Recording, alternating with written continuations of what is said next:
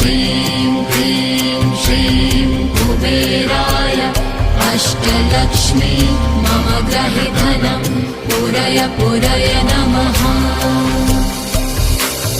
ॐ ह्रीं श्रीं क्लीं श्रीं कुबेराय अष्टलक्ष्मी मम गृहे धनं पूरय पूरय नमः।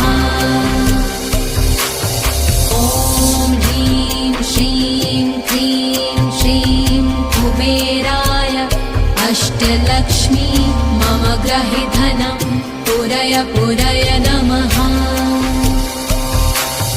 ॐ ह्रीं श्रीं क्लीं श्रीं कुबेराय अष्टलक्ष्मी मम गृहे धनं पूरय पूरय नमः।